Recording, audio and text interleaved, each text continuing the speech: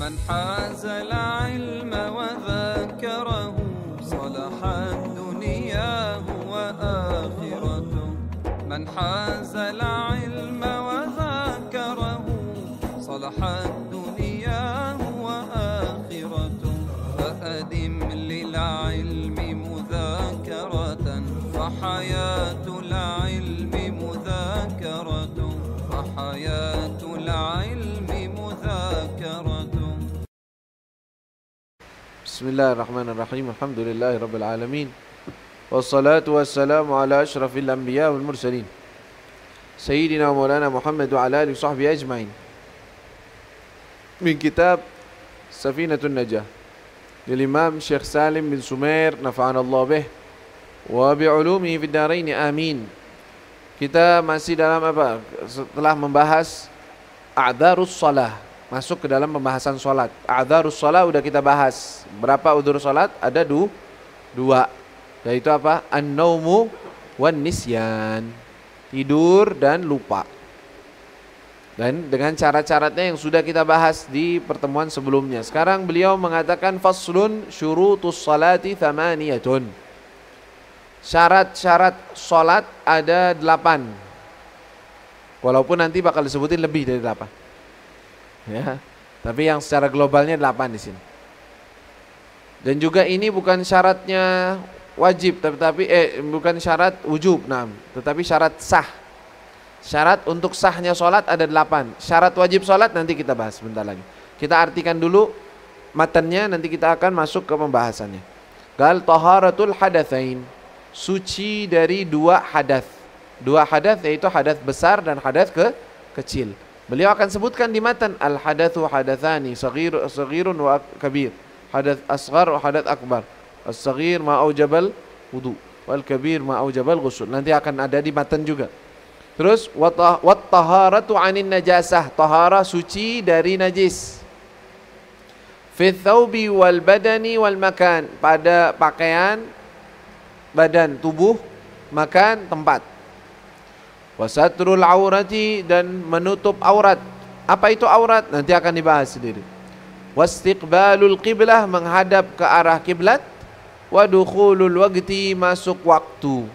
Wal ilmu bi fardiyatiha, mengetahui fardu-fardunya salat. Apa saja yang diwajibkan di dalam salat. Wa an la ya'taqida, hendaknya dia tidak meyakini fardan min furudiha sunnah, suatu kewajiban daripada kewajiban salat adalah sunnah. Dia tidak boleh meyakini suatu yang wajib adalah sunnah. Wajtinabul mubtilat, dan menghindari hal-hal yang membatalkan. Baik. Sekarang syurut yang disebutkan adalah syarat sihhatus shalah. Itu tadi semua adalah syarat sahnya salat. Di sana ada syarat wajib salat. Tulis, kalau ada bawa tulisan, tulis. Syarat wajib salat ada 6. Jadi dengan ada syarat ini dia wajib salat. Kalau yang tadi dengan ada syarat ini dia sah salatnya. Apa itu? Yang pertama al-Islam. Islam. Orang kafir mana wajib salat? Malas. Ghair muslim. Wathani al-bulugh, baligh. Syaratnya Islam baligh. Dia sudah dewasa, sudah baligh. Syurutul bulugh sudah kita bahas. Wal aqlu, berakal, tidak orang gila. Orang gila enggak wajib salat. Wan naqa'u 'anil haidhi wan nifas, naqa, bersih dari haid dan nifas. Orang yang sedang haid dan nifas enggak wajib salat, bahkan haram untuk salat. Wa bulughud da'wah, yang ke berapa? Kelima, bulughud da'wah, sampainya dakwah kepadanya. Dakwah apaan? Undangan dakwah. La, maksudnya dia sudah mengetahui Islam dan apa saja kewajibannya. Jadi kalau ada orang di dusun jauh banget, desa, belakangnya desa, mobil nggak masuk, listrik nggak ada, anta muslim, la ilaha illallah Muhammad Rasulullah, salat tahu nggak? Nggak tahu. Ada salat nggak tahu. Lam yablughu dakwah, belum sampai kepadanya dakwah. Walaupun Islam, wajib gak salat? Belum nyampe, wajib salat. Artinya bukan berarti kalau ente ketemu orang kayak gitu, oh ini belum wajib sholat nih orang. Kenapa? Belum sampai kepadanya dakwah. Bukan begitu. Artinya semasa dia lalu, yang dia nggak sholat, yang dia nggak ngerjain, memang dia nggak wajib. Belum. Sekarang dia sampai dan kita bisa ngajarin dia, kita wajib ngasih tahu dia tentang sholat, syarat-syaratnya sholat, caranya sholat, dan dia wajib melakukannya. Ya, bagi orang yang belum sampai kepadanya dakwah ya sudah ma'dzur. Wasalamatul hawas, dan yang keenam adalah selamatnya anggota tubuhnya dari cacat. Ya artinya kalau dianya nggak dengar, nggak lihat, ya, nggak dengar, nggak lihat. Suruh sholat apaan sholat? Nggak dengar, nggak lihat, nggak bisa ngapa-ngapain, nggak ghair mukallaf. Tapi kalau dia cuman nggak lihat, tapi dengar, mukallaf. Kasih tahu. Atau dia bisa melihat, dia bisa dengar, nggak bisa dengar tapi bisa lihat, wajib juga tetap, walaupun dengan isyarat. Isyarat. Sholatnya sholatul akhras namanya. Ya, dikasih tahu. Kan bisa tahu dia. Ada Allah, Khalik semua, menciptakan langit dan bumi semua. Dikasih tahu sama dia. Dengan bahasanya dia bisa. Ya, dan harus disampaikan kepadanya. Itu syurutul wujub. Sekarang syarat-syarat yang disebutkan di dalam kitab ini ada 8 syarat untuk sahnya sholat, biar sah sholat kita. Kalau nggak terpenuhi satu dari syarat ini, maka sholatnya tidak sah. Arti syarat kan berarti harus terpenuhi. Jika ada satu syarat tidak terpenuhi, berarti tidak sah sholatnya. Apa saja? Pertama, taharatul hadatsain, suci dari 2 hadas, yang asghar maupun akbar. Dengan apa? Dengan air atau dengan turab. Kalau memang ada air, kalau nggak ada ya turab, nanti tayamum. Ada cara-caranya tayamum, kita udah bahas itu. Adapun orang yang sholat tanpa wudhu, nah katanya di dalam jalan, udah deh, nggak usah pakai wudhu, sholat aja deh, yang penting sholat. Haram. Wa sholatuhu la yasih. Terus gimana? Harus wudhu. Tapi nggak ada air, tayamum. Tayamum, cari turab. Nggak ada turab, baru. Kalau tidak ada air, tidak ada turab, ya misalkan dia di ruangan nggak ada bersih, dipenjarakan di suatu ruangan bersih, nggak ada turabnya sama sekali. Ya nggak ada air. Air dikasih cuman sehari sekali buat minum doang. La haula wala quwwata, tersiksa. Salat nggak? Salat. Gimana wudunya? Kalas bila wudu, salat. Namanya salat faqidut tahurain. Orang yang salat tanpa memiliki 2 alat suci, yaitu al-ma' awit turab. Hukumnya gimana orang semacam itu dalam keadaan seperti itu? Apakah dia sah salatnya? Sah salatnya. Apakah dia wajib mengqadha salatnya? Alal mu'tamad mazhab Syafi'iyah, wajib qadha. Nanti kalau dia dibukakan oleh Allah, dilapangkan, dimudahkan, wajib qadha. Waqila, ada pendapat lain ya yang mengatakan sudah enggak usah qadha. Selagi dia udah sholat, dan benar sholatnya ya, begitu, maka udah enggak usah sholat. Wa yu'id, ya, wajib i'adah, namanya wajib untuk mengulang alal mu'tamad menurut pendapat yang paling kuat. Taib. Wa taharatu 'anil najasati fi thawbi wal badan wal makan, dan syarat salat adalah taharah, suci dari najis.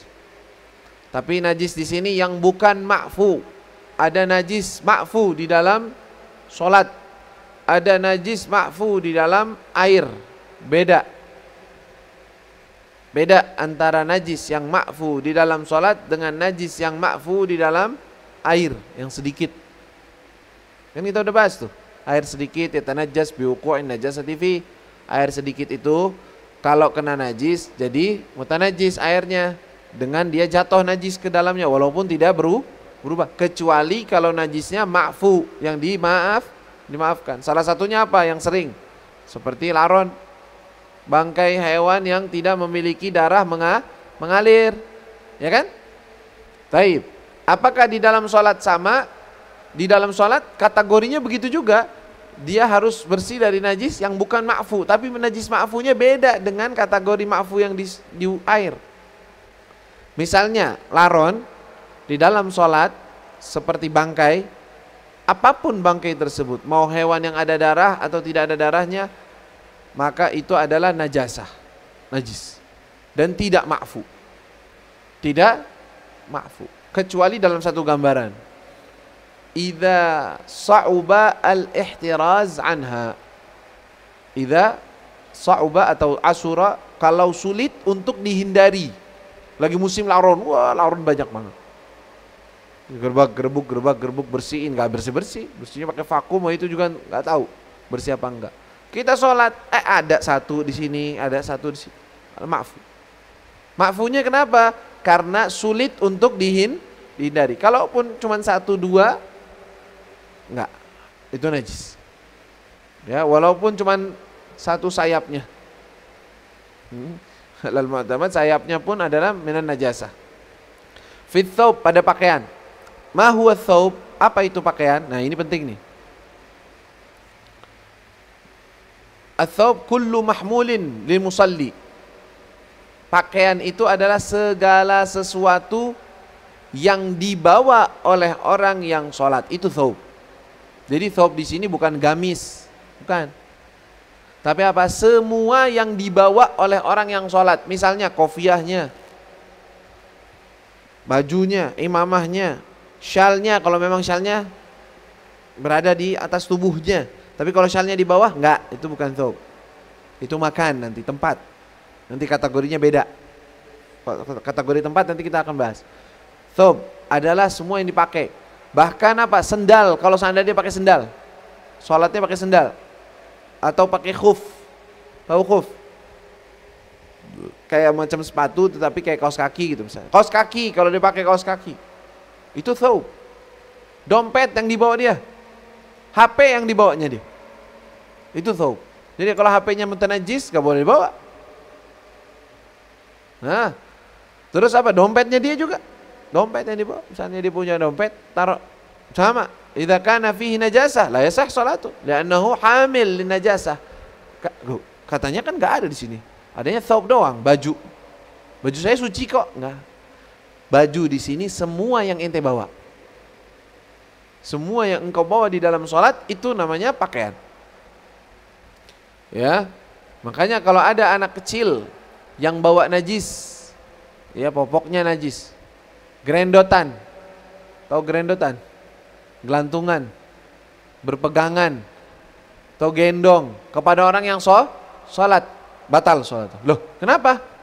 Karena ini anak bawa najis. Wah, ente bawa anak itu. Anak itu sekarang masuk ke dalam kategori pakaianmu. Najis, batal sholat. Tapi kalau anaknya nggak bawa najis, nggak apa-apa. Ayo betul, nggak apa-apa. Karena Nabi SAW sallallahu Sayyidina Hasan tolak fauqu, naik ke atas. Enggak batal sholatnya Nabi, ya karena memang dia nggak pakai popok. Ya, biasa aja. Gitu. Tamam?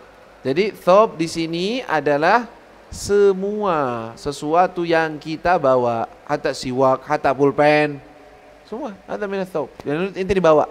Kalau ente taruh, enggak masuk. Kitab ente, buku, mutun, ada laronnya. Nah lo, dan ada laronnya, bersihin, jangan ada bangkainya, karena itu thawb termasuknya. Hakala.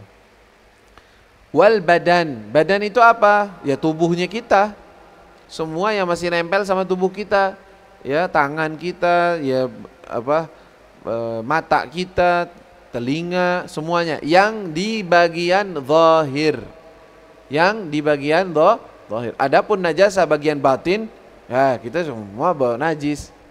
Perut kita isinya apa? Najasa. Iya kan? Darah suci enggak? Darah najis, tapi di dalam tubuh kita, berarti kita setiap hari bawa najis. Iya. Tapi kalau tidak zahar, kalau najis tersebut nampak di luar, misalkan air kencing, air seni, air kencing, itu di dalam ada, di dalam perut ada. Kita bawa-bawa, najis enggak? Najis, tapi itu enggak, bukan dianggap najis pada tubuh. Ketika dia keluar dan tubuhnya masih menempel dengan najis, nah itu. Ya, itu dianggapnya najis. Kalau di dalam ma'fu khalas. Ya, itu batin, bagian dalam. Makanya kalau ada orang mulutnya mutanajis, najis ghair ma'fu, yang tidak dimaafkan, nggak bisa sah sholatnya mulutnya, karena mulut itu bagian zahir, bukan batin. Batinnya malah di bawah batasan ha atau kha. Bawahnya itu batin. Kalau ada untah sedikit dari perut benar-benar ke mulut, habis itu ditelan sama dia. Ya nggak sengaja, kelas refleks begitu. Gimana? Kumur-kumur, wajaba at-tamadmud, wajib kumur-kumur. Kenapa? Karena mulutnya kena najis. Harus bersihin dulu. Paham tum? Ya, yang dimaksud dengan badan adalah bagian zahirnya badan tersebut. Allahumma shalli ala sayyidina Muhammad. Wal makan. Wal makan artinya apa? Tempat makan, bukan makanan. Makan, bahasa Arab makan apa? Bukan makanan, bukan. Tapi tempat, al-makan. Nah, yang dimaksud tempat apa? Karpet ini semua tempat. Musola ini semua tempat. Yang dimaksud tempat apa? Jadi kalau karpetnya ada najis di ujung, kita nggak sah sholat kita. La, al-maksud bil makan ma yulaqi jismahu, ma yulaqi jismahu. Tempat yang dimaksud tempat di sini yang harus suci adalah yang akan bersentuhan dengan badannya dia. Tempat pijakan kaki dia. Kalau di selanya antara pijakan kaki dengan kakinya ada najis, sah tidak? Sah sholat.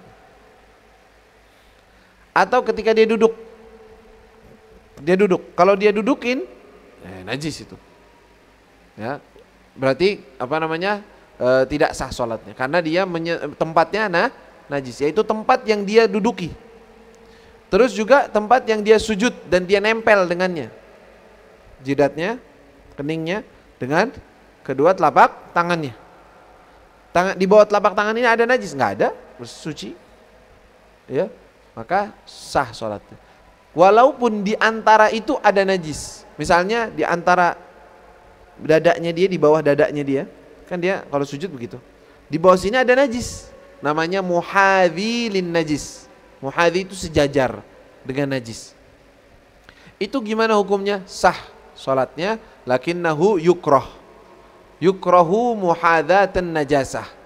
Yukrah, makruh hukumnya bersejajar dengan najis. Kalau ada najis di tempat kita, bagusnya kita ganti tempatnya, jangan sampai kita sejajar dengan najis tersebut. Bukan nggak sah sholatnya, sholatnya tetap sah selagi tidak bersentuhan. Sah sholatnya, tapi makruh hukumnya. Faham tuh mana? Jelas di sini. Ya, jadi najis di sini nggak harus satu karpet full najis, enggak. Tapi di dalam karpetnya, dalam sejadahnya, tempat yang dia pijak, tempat yang dia dudukin, tempat yang dia akan sujud, dan dia akan naruh tangannya di atasnya, itu semua suci. Kalau di tempat itu ada najis, maka tidak sah. Di tempat yang dia nempel di situ, berada di situ. Sallallahu alaihi wasallam ala sayyidina Muhammad wa ala ali sayyidina Muhammad. La ilaha illallah. Baik, najis yang ma'fu anha di dalam salat apa? An-najasa al-ma'fu anha fi shalah ma hiya? Apa ya? Palingan yang anak ingat sekarang darah yang sering. Qalilun minad dam al-ajnabi. Kalau sedikit darah itu ma'fu fis shalah. Walaysa ma'fu fil ma'. Air enggak? Darah. Ya, tetapi di dalam sholat salah satu najis yang ma'fu, yang dimaafkan di dalam sholat, Anda sekarang ingatnya karena nanti ada babnya sendiri khusus. Salah satu yang sering terjadi adalah darah. Begitu juga misalnya nanah dan sejenisnya. Darah, nanah dan sejenisnya. Itu semua najis ma'fu idza kana qalilan. Kalau sedikit dia ma'fu. Dhabitul khillah apa? Apa patokannya sedikit? Ini sedikit, ini banyak, apa patokannya? Kata para ulama, kalau sampai sekitaran 1 logam di bawahnya itu qalil, sedikit. Tapi lebih dari itu berarti banyak. Kalau darah tersebut ajnabi, tahu ajnabi? Asing, bukan darahnya dia sendiri. Adapun kalau itu adalah darahnya dia sendiri dan mengalir dengan sendirinya karena tidak ada sengaja. Maksudnya gimana? Misalnya lagi sholat Allahu Akbar, contohnya tutok atau kena kayak sahabat kena panah. Kena panah ngalir darah. Najis. Lakinu ma'fu. Wa in kana kathiran. Bisyarat an yakuna min damihi huwa. Biar la yantaqil ila ghairi mahallih, enggak pindah ke tempat lain. Ya dari sini ke sini ke sini, itu najis. Tapi di situ aja ngalirnya memang segitu. Fa yu'fa. Wa in kana kathiran. Jadi darah itu tafsirnya kalau sedikit ma'fu mutlak. Sedikit itu mau darah dari dia sendiri, mau dari orang ma'fu. Sedikit. Kalau banyak bisa ma'fu. Dengan syarat darahnya dia. Dan dengan syarat juga tidak dengan sengaja. Bukan dia sengaja. Misalnya ada luka besar di sini, dia klok lagi sholat, ngalir darah banyak, cur ngalir terus.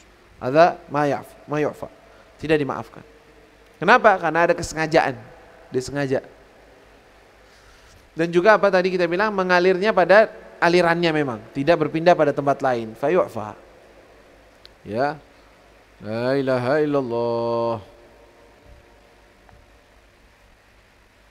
Kemudian termasuk syaratnya adalah apa? Satrul aurah, menutup aurat. Auratnya apa aja?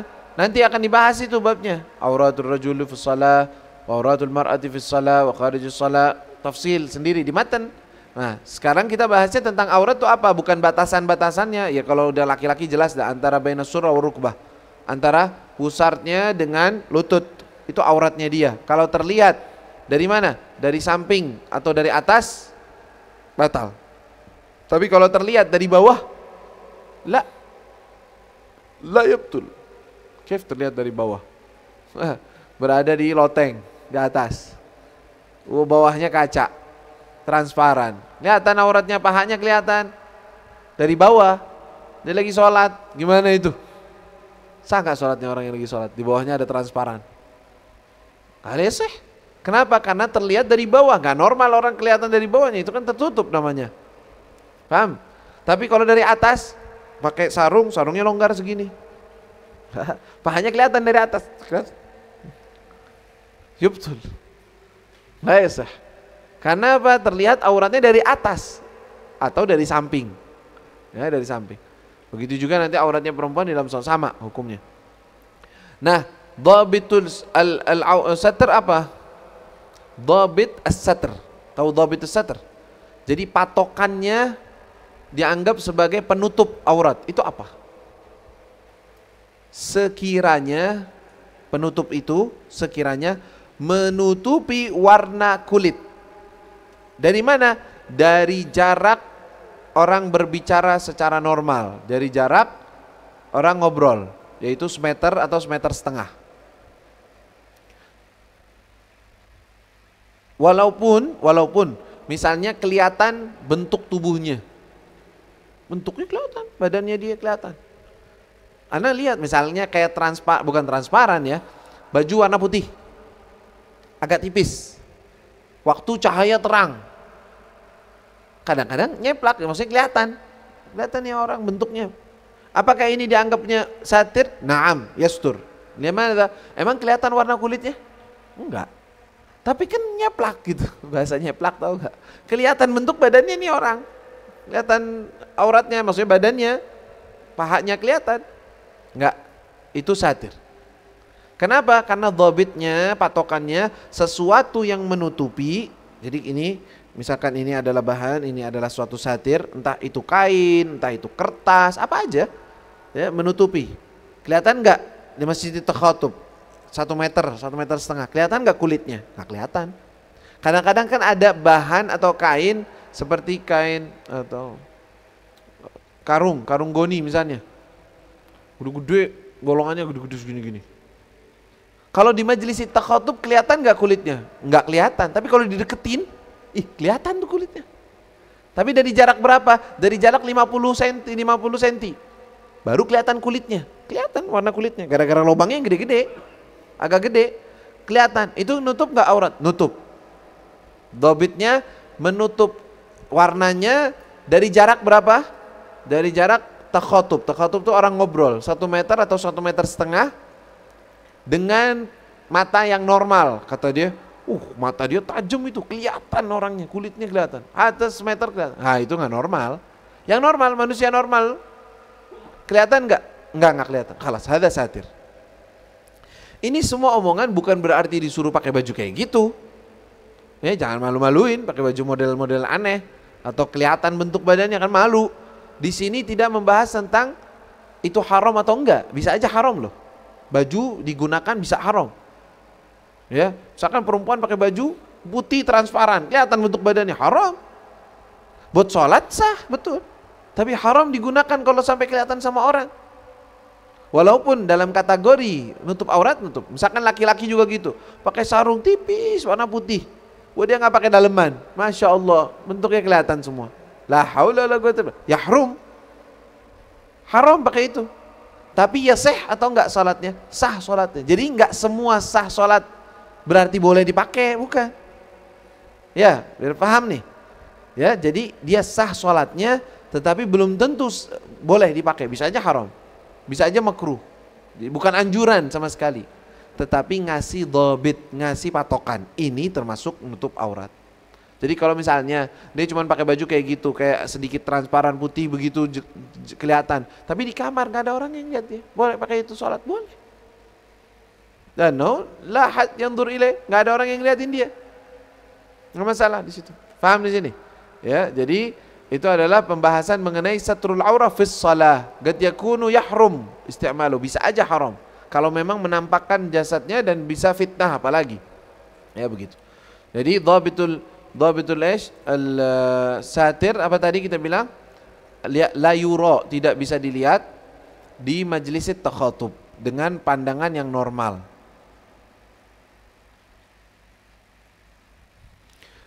Dan gak cukup kalau seandainya penutup itu adalah sesuatu yang bukan apa? Bukan benda yang nutup. Maksudnya apa? Misalnya pakai kegelapan. Pokoknya masuk ke dalam ruangan, klik matiin lampunya, gelap gulita, nggak lihat, nggak kelihatan sama sekali auratnya.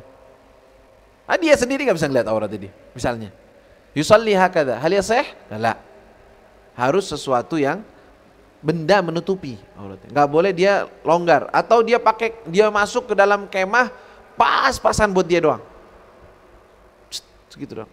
Nggak bakalan ada orang bisa masuk. Tapi dia nggak tertutup auratnya dalam nggak pakai pakaian. Sholat di situ boleh kayak gitu? La yasah. Hadza laisa yasturul aurah. Walaupun buat orang nggak lihat dia. Oke? Nggak semua yang nggak dilihat berarti bisa sah. Pokoknya harus pakai dhabitnya dia. Atau apa itu? Kalau seandainya pakai tanah liat, tutupin badannya dia, nempel tanah liat, nggak jatuh, sholat dia begitu. Ya sah ala, ada ya sah, karena itu jirm, sesuatu nutupin, ya sesuatu yang menutupi, maka ya sah hakala. Allah. Kalau seandainya dia nggak punya bahan untuk menutup auratnya dia atau sedikit, maka apa yang didahulukan? Menutup sau'atain, menutup kemaluan. Bahan cuman segini, udah segitu doang, udah nggak ada lagi. Dia lagi di hutan, nggak ada apa-apa lagi, nggak ada pohon, nggak ada daun pisang, wala iya haja. Gimana? Atau adanya daun pisang? Bisa lah kalau bikin daun pisang. Yang ditutupi apa? Sau'atain, kubul dan dubur. Itu yang ditutup.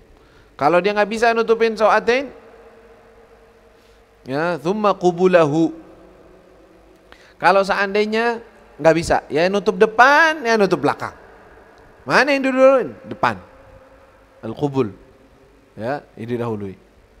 Kalau nggak punya apa-apa, khalas, maafi. Dia berada di tempat nggak ada cukup untuk menutup aurat, nggak ada. Atau sebagian auratnya terbuka dan dia nggak punya pakaian, nggak punya apa-apa. Gimana? Madza yaf'al? Yusalli. Yajib shalah wala i'adah. Nggak diwajibkan untuk qadha. Salat aja udah, ente wudu, ente tahara semuanya, suci kan, bersih dan najis, madhab kiblat, salat, wala i'adah. Kenapa? Walaupun auratnya terbuka, boleh. Karena memang ma'dzur, karena tidak ada yang lainnya, tidak ada penutup aurat yang dia punya. Wallahu a'lam. Cukup dulu sampai situ.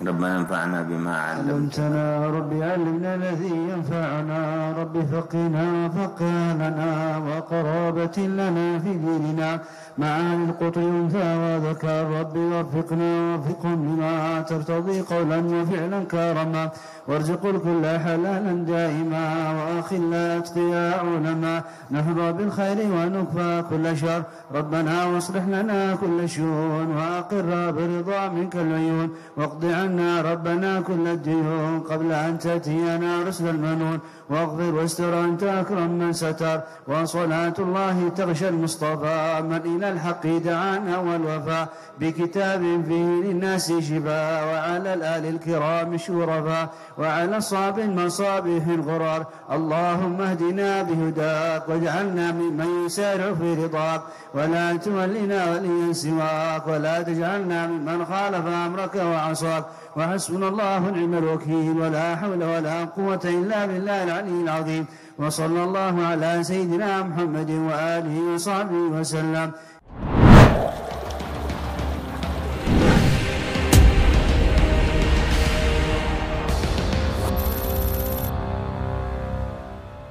ربنا انفعنا بما علمتنا ربي علمنا الذي ينفعنا ربي فقنا فقالنا وقرابة لنا في ديننا معاني القطر ينفع وذكر ربي وفقنا وفقهم بما ترتضي قولا وفعلا كرما وارزق الكل حلالا دائما وأخلا أتقياء علما نحظى بالخير ونكفى كل شر ربنا واصلح لنا كل شؤون وأقر برضا منك العيون واقض عنا ربنا كل الديون قبل أن تأتينا رسل المنون واغفر واستر أنت أكرم من ستر وصلاة الله تغشى المصطفى من إلى الحق دعانا والوفاء بكتاب فيه للناس شفاء وعلى الآل الكرام شرفاء وعلى الصاب المصابيح الغرار اللهم اهدنا بهداك واجعلنا ممن يسارع في رضاك ولا تولنا وليا سواك ولا تجعلنا ممن خالف أمرك وعصاك